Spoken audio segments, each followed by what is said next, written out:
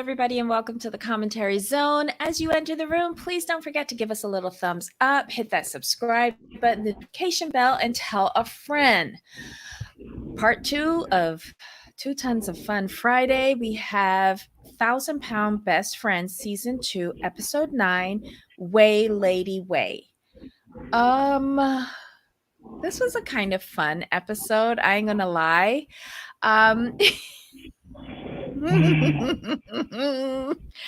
Such a mess. I know, but I kind of like to see them doing things together, not only just to lose weight, but as women, I do like to see that. Although they are celebrating this fraudulent wedding, I was here for the strippers. I was here for making that ring, do a handstand. Why they didn't wear thongs? I was here for it. You're so crazy. You're such a nut. I'm like, oh my goodness. But I'm not gonna lie though. When they, you knew what it was. Like the dude was, he was convincing. Mm-hmm. He was convincing, like, oh shit, like this has to be the stripper. But he sounded kind of a pistol. But I didn't see any badges, so I'm like, okay, this is a stripper. He didn't announce who he was. He didn't announce who he was. And no badges. That gave it away for me, because your fucking ass wasn't coming into my hotel room as a woman who usually used to travel alone, unless I saw some identification, and then I called down to the front desk or the general manager's office. Sorry. No. I mean, anybody could go into a hotel or a resort. Anybody. Exactly. Like, and then you just coming in my room. Sorry. But you knew where it was because Vanessa and them picked out the stripper, so you knew where it was. It was. I'm like, okay. Ashley picked that out. Yeah. Ashley picked that out. Now we see Ashley type. Mm-hmm. Well, we knew Vanessa type. Right. Came in trying to look like management. Yes, he did. Yes, he did. Oh my God. Like, hi, everybody. Welcome back. All right. So obviously Tina did not tell Megan because everybody's so scared of Megan and her flipping out. How's she gonna be flipping out over vacating somebody else's premises? I don't get it. Maybe I've been living on my own too long. Maybe. I don't know. Tina, we are all rooting for you. In my Tyra Banks voice, such a disappointment. For real. Yup. Stripper man is trying to look like management. Ciao. This was a cute little episode for me. I liked the travel episodes. So I want to go to Savannah myself. Every time I see a show that goes to Savannah, they all it's such a beautiful city. I don't want to do that bicycling for booze bullshit. No. See, I wanted to talk to you about that because I'm like, I think Debbie would be kind of mad at this, but I want to get her thoughts on it. No, I'm more of that kind of chick that, yeah, let me sit down and you serve me my liquor and help me out to the Uber afterwards.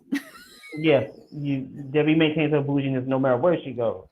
Shut up. It's not bougie. I think that's very traditional. I am not bicycling for 2 hours to get a 5-cent drink full of sugar. Sorry. Drinking is supposed to be leisurely and it's supposed to be enjoyed. I don't get on a bicycle on a regular basis. The fuck I'm gonna get on a bicycle for to get me a drink? You serious? No. I just knew you were gonna have an issue with that part. I was like, "You're gonna have a problem with this part." And they need to stop bringing this on the shows. I'm sick of seeing it. They try to get their exercise in wherever they can, Debbie. Leave them alone. Let them live. Okay, that's good for them. Ryan says, I was shocked Megan did those stairs to go to that bar, especially how she complains she doesn't do stairs. She says that every time she goes to Vanessa's house. What she really mean is, I don't do Vanessa. Mm. Is what it is. Some way.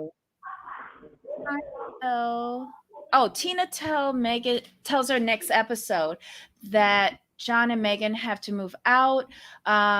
Megan has a meltdown. I don't understand that.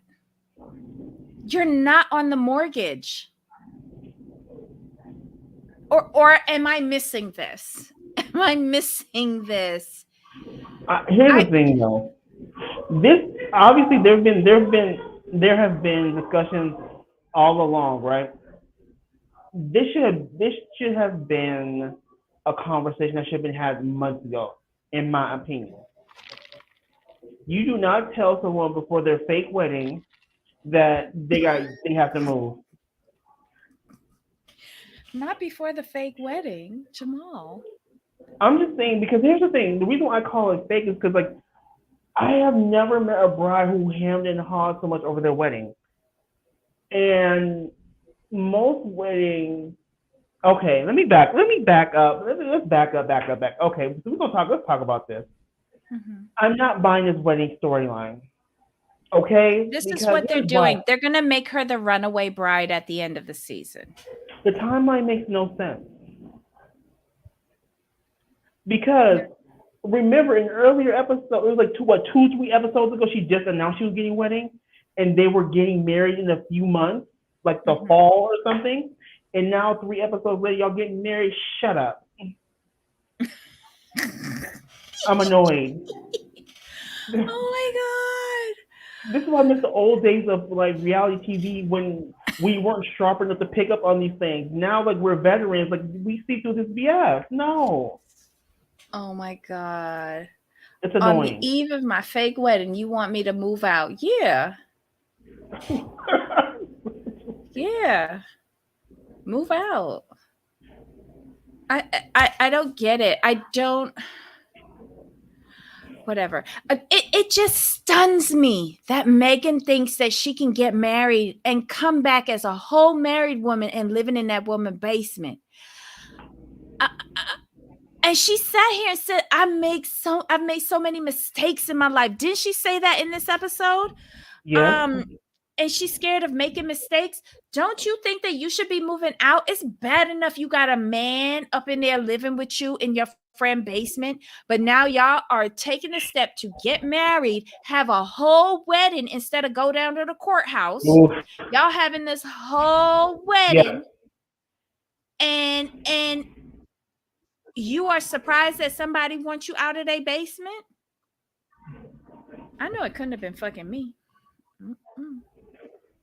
Anyway, Tina decides not to tell her. They do the pedal bar thing. Vanessa couldn't go down the stairs of death that were built before people had kneecaps. But listen, I didn't realize that one side was so much bigger than the other. Now that she's losing more weight, you're really seeing it. And she got little itty bitty legs. Yeah. So I can see that, like, knocking her off of her equilibrium. Yeah. Because what it is, like, every time she takes a step, her loose skin moves. So if she walks too sharp, it'll shift and it can throw her down the stairs. And you can't. And with stairs that steep, you can't save yourself. But you notice how tall those steps were? Like, nowadays, steps are a certain amount of inches. Those were really tall steps. Mm-hmm. Oh my god. Ryan, good. Yes, Ryan. That's what I thought. Those costume rentals and cake could have been rent money. Yep. Renaissance costumes, Ryan, I understand, are not cheap. No, they're not.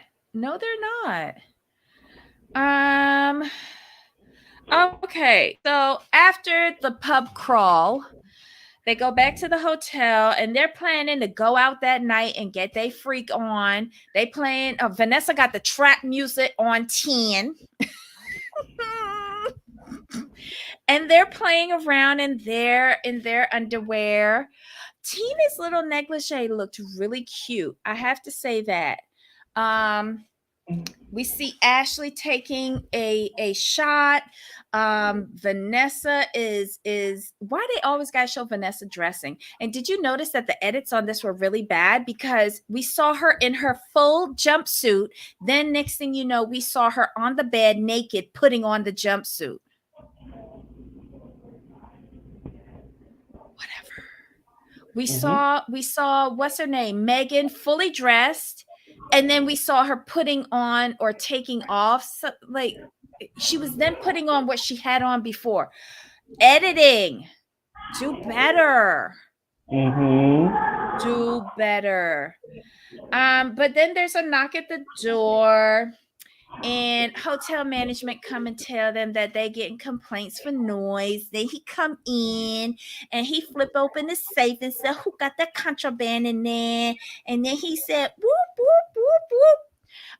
And then his backup come in, and then they start making it rain, and he's doing handstands.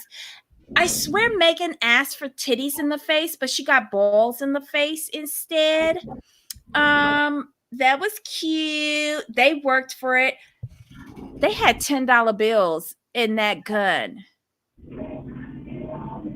I thought that was just going to be dollar bills. Like, what kind of budget they had? Exactly. And who I want to know whose money is that, because it better not be Megan's money. Because Megan, if that's your money, make sure you pick all of it up and put that towards your security deposit. No, they can't do that because the guys worked really hard and he was sweating. So they need to give him all of his tip money.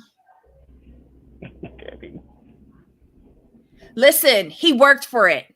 Him and that little young boy climbing all of those mountains in that room. Well, not Tina, because she was in the corner cowering. Right. But the 3 other mountains he was climbing. I'm just saying, he worked for it, both of them. And that little young boy, you know, he ain't got all his muscle mass yet, so he was straining. Did Ashley get a new job yet? Hold on. Let's go through some of these. Ryan, you got a lot of comments. Hold on. I can't believe.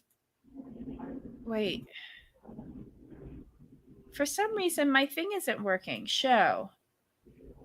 Okay, so StreamYard, get your act together. Ryan says, I can't believe Vanessa's pencil legs held her up at her heaviest. Wow. I can tell Tina is a torrid girl. What does that mean? I think torrid is like a shop for curvy women, I think. Oh, okay. I just liked her negligee. It was really, really cute. And her panty set from when she was at the fit camp, that was cute too. I noticed that shady editing too. Megan always gets the drunkest because she's always trying to get attention. Or Ashley, did Ashley get a new job yet? I haven't heard her say anything, but Jamal is the smarter of us two, so he might have heard it where I was still looking at the strippers. I didn't hear them about Ashley getting a new job. She hasn't even mentioned being jobless since that episode. So this is her full-time job now? Okay, girl. She's a reality TV star. Why not? Well, these strippers really did work for it. They did the handstands. They did the BDSM. They was like, you know, slapping people with their belts. These girls were having a very good time, and I did as well. Let's see. The next morning, they're a little hungover, but they have like a little, you know, formal tea. And then they go souvenir shopping. These women love getting souvenirs. This is so relatable. Oh my God. I like them. Then they go, it's their last night and they go out for dinner. And they really did have a great time. They comment on how much fun they had. Megan makes a toast to not going home, and somebody commented, ain't you getting married? How you don't want to go home? They calling her out on everything. They don't believe the fake wedding either. That's so sad. Oh my God. No, real quick, let's go back to when she announced that she was getting married and how they all looked at her like, "What are you talking about? What's Or to wrong with who? you?" Like I did not hear not one congratulations. No, that's so true. That's so true. Which here's the thing, which Mhm. tells me that off camera you don't want to get married. Because I say that because your friends would not have had that reaction if you have been hyping up the wedding. They'd be like, "Oh my God, you guys finally set a date. When is it? How can I help you?" Have you noticed not near one of them has offered really to help with any kind of planning? I'm Well, sorry. Tina. Kate, said- Tina Kate has to, said, is her chauffeur. "Oh, her Uber driver. Okay, Yeah. Yeah. okay." So Tina's the one who asked her why she don't want to go home. And Megan says that she has lots of things to question. And see, this is why they don't believe her, because she say bullshit like this. Okay, Debbie, I have a question for you, Debbie. Mm-hmm. Could you say you were like wanting to get married, right? Why? Oh, I'm in the same boat. Like, why would I do that to myself? Um, but or to the other person, to be honest. Um, I don't care about them. She sat there and said, Megan said, Mm-hmm. there are some things I would like to work out before we get married, Mm-hmm. and yet you're going to get married. Is it me, or does that not sound crazy? Megan says a lot of questionable things. Okay. She says that she puts in on her timeline to get married, losing this weight that she knows that she'll never lose. And then when Tina's drilling into her, she says that she's afraid of marriage. But why are you the one talking about this marriage thing? Because I haven't seen John say anything about marriage. I haven't even That seen his physical body since the hotel. No, since he went blow up her bed when they came back to Tina's house. Is she sure he's gonna show up? Like, does he know the date? Because we don't. We don't even know where it's taking place. We know that you got cake, but that's about it. You know. But Um. kudos to Megan for being under 300 pounds. I'm not gonna take that away from her. Oh, But whatever. Megan, stop with this fake wedding foolishness. You don't want to get married. He's not the one for you. You're not trying to be somebody else's mama. But if you marry him, you're gonna be somebody else's mama. Uh-huh. You look real crazy because you're inconsistent with what you say. I don't know. That's just what I see. But Ashley was so like down to earth. She was like, it ain't like y'all been together for 18 months. Y'all been together for 12 years. He ain't going nowhere. Like he's mold. I think the both of them are codependent on each other for something. Like, I don't know what, because we don't really get to see John. But yeah, it's kind of weird. Ryan says you all think she's gonna be a runaway bride. Ryan, I Well, would as say much as yes. she can run. That and like she about to be homeless, so where's she about to run away to? I'm just She's saying. going to wedding, so that's her excuse to stay there but kick John out. Because in her head, she thinks that it's John. that they're getting married. She needs to get out. Now that the wedding's over, she has an emotional turmoil. She needs her friend more than ever. She needs to stay in the basement. Wow. I didn't look at it that way. That's just my thoughts on it. But whatever. I don't even care at this point.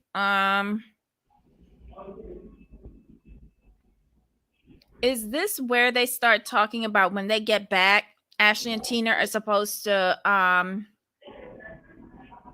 Ashley is basically prepped and ready. Like her day for surgery is already set. They're asking Tina about her appointments if she's got all of them out of the way to get approval. And this is where Tina starts wavering. She starts the fear starts creeping back in when the others start talking about their surgery experiences. Like she's trying to find an excuse to weasel out of it. Right. Where is Chris? Because I'm gonna need Chris with a bullhorn to get this bitch to the hospital. And I'm gonna say this, and it's not to be mean. This type of attitude is the crux of Tina's issues. She refuses to follow through on anything for herself, anything that's not a 100% guarantee, she doesn't want to do. And this was the part that made me mad the episode, because I really sided with Megan on this. Megan told her exactly what needed to be said. Ma'am, you just waking up out your bed is a risk. But that's what Megan should have told her. She was like, at least I'll be getting up tomorrow. That's not guaranteed. No.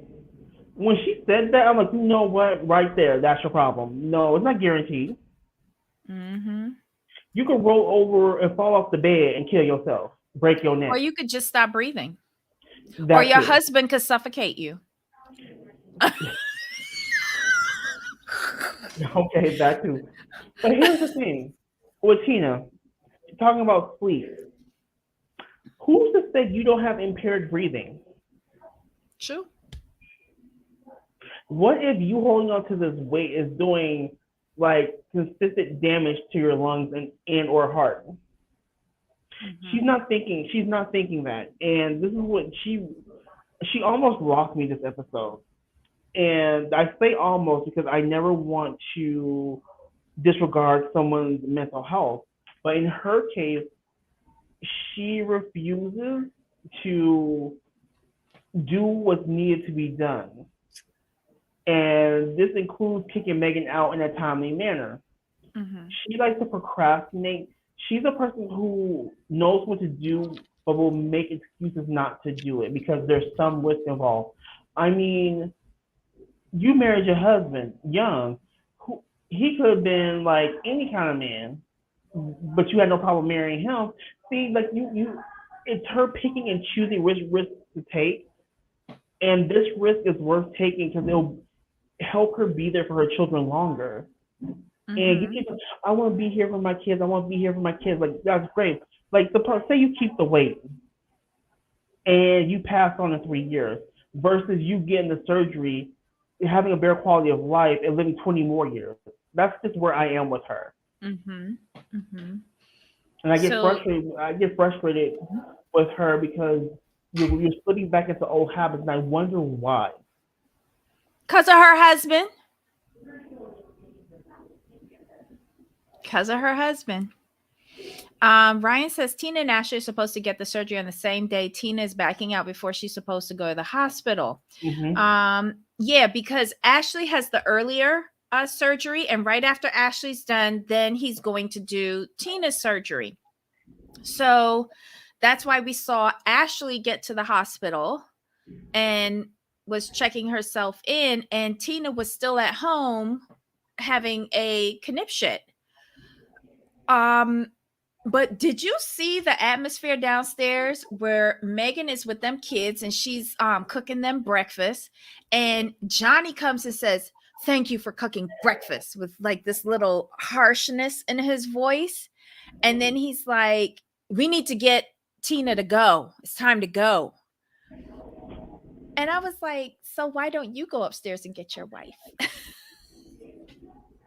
Why aren't you cooking breakfast for your kids if you want Megan out of this house? Because Megan's there asking the kids, let's clean up the house before your mom comes back so she doesn't have to worry about this. And he's looking like a prune. Is it me, or do they have way too much stuff in their house? But is the house fixed yet from the flood? Is it fully fixed, or are things still discombobulated? I hope it's still discombobulated because we don't know the timeline. We don't know the timeline because of the wedding. That throws me off. But let's assume that everything's not fixed yet. Mm-hmm. It just seems like a lot of stuff. Here's why I blame Johnny, right? Because she had this whole breakthrough, Ryan. So Ryan says, I thought that she was supposed to have gotten over this fear of the psychological part of her pre-surgery approvals, right? So she had this whole breakthrough at Fit Farm. Then she went and did with Dr. Connie, the therapy thing, right? All of that. She probably had 1 or 2 conversations with Johnny, him telling her that she's a fat fuck and that she need to get her fat fuck friend and that other dude out of their basement, or he's going to leave her again. And everything came roaring back. Bet you anything. Johnny said it that way because Megan probably doesn't ever do anything to earn her keep. True. But still, don't show your ass on TV so that people like me can suspect the worst of you, Johnny. I'm just saying. I think he undid a lot of stuff that she overcame. And because of the way how she is, she let him erode what little self-confidence she had built up in order to get the surgery.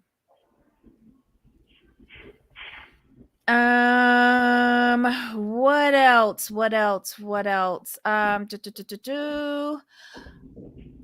went to Dr. Proctor during this episode? Tina and Megan. So okay, so Tina, who was it who got on the scale? Tina got on the scale. Mm-hmm. And she is down to 289.5 pounds. And her goal weight was supposed to be 300. Mm-hmm. So that was a celebration for her. Megan said that she's what? Oh, Megan says that she's trying to love herself more. And that's why she's at such a good place with her weight loss. Ugh. Whatever. Wait, was that Tina or Megan that got weighed? I'm confused. I think I messed it up. No, Megan got weighed. She's at 286.5 or something. And then Dr. Proctor went and talked to Tina about the surgery. Right. So this is where he gives her the approval. Well, all of the doctors approved her. So she's going to get the approval. I mean, she's going to do her surgery right after Ashley on the same day. All right. So did we already talk about her meltdown at the end of the episode? I don't think there's any more that we have to say about it. It's just stupid. Mm-hmm. But if she wastes this opportunity, I'm done with her. Because she's reverted back to last season's Tina, which I didn't too much like. I was rooting for you, Tina. I was rooting for you. Said in my voice. But who watches her on like her IG lives or anything like that? Meaning Tina, who like, does it look like she's lost any weight? Because if this bitch bails on this surgery, I'm really over it. I'm just done. Well, she can have She can have an emergency therapist session to get her back on track. I would hope so. Somebody get Dr. Connie on speed dial. I don't know. It's just stupid. Why are you on this show if you're not going to go do the surgery? Yeah. And sell us the lie of it all. And there are so many people who would love to have surgery too, and you've been presented with a golden opportunity, and It's a shame. Yep. But that was the episode, y'all. That was it. Yep. Next week we'll see all of the meltdowns. I do you think that Tina gets the surgery? Um, I don't. Oh, I don't think so. I just don't. Is there a penalty for not showing up for surgery? Like, when you miss a doctor's appointment, they charge you for it.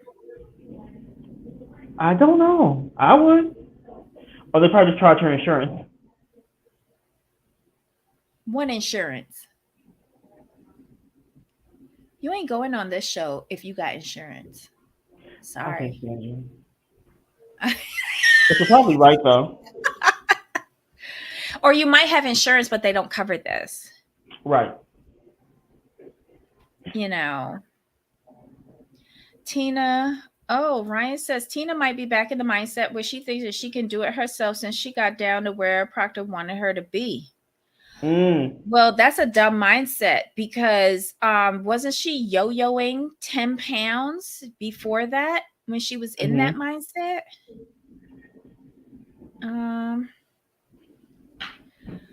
Oh, next episode, Vanessa is mad at Tina for not doing the surgery. Shit, I would charge her for that.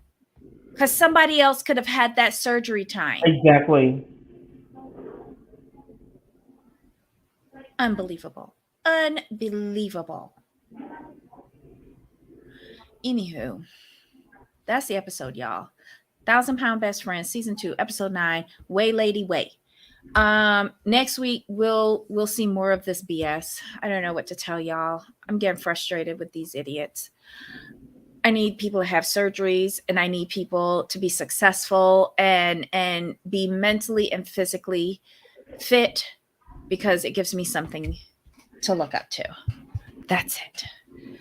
All right, y'all. Join us for our last show today at the top of the hour, where we'll be talking about the season finale of The Real Housewives of Miami.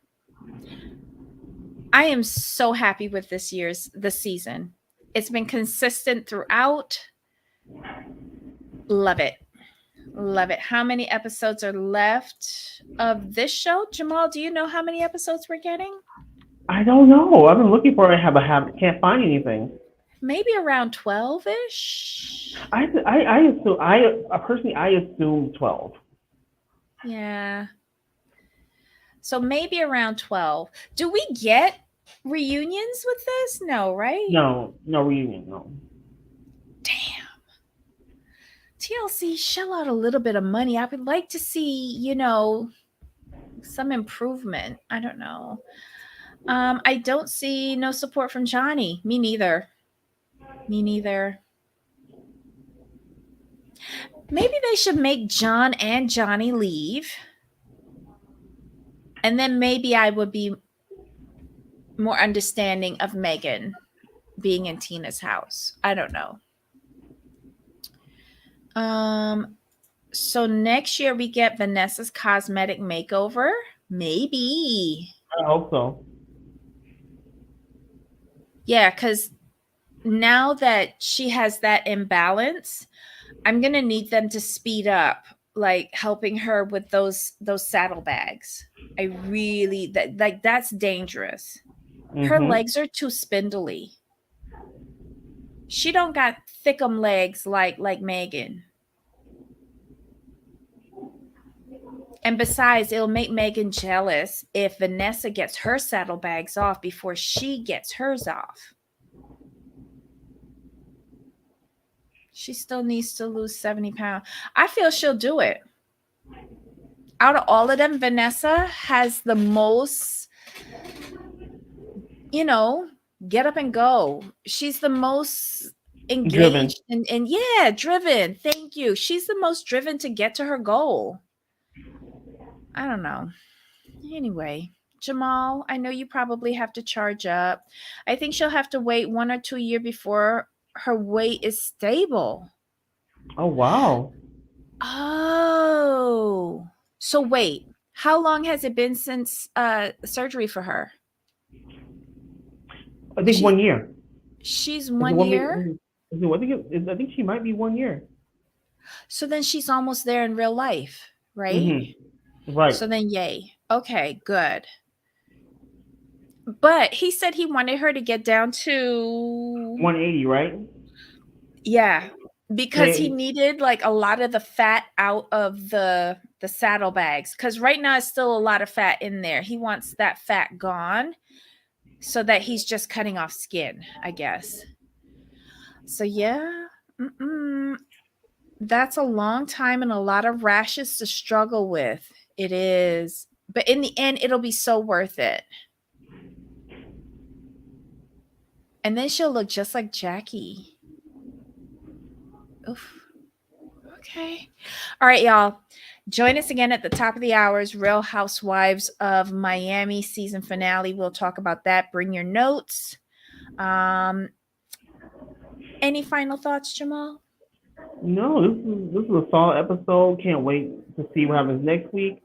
And yeah, that's pretty much where we are because this episode was a good bridge to the juicy stuff that we've been looking forward to. I stopped paying attention after the strippers. Of course. Yeah. Yeah. It is it. All right, Ryan. Have a good weekend. Until next time. Yep. Bye.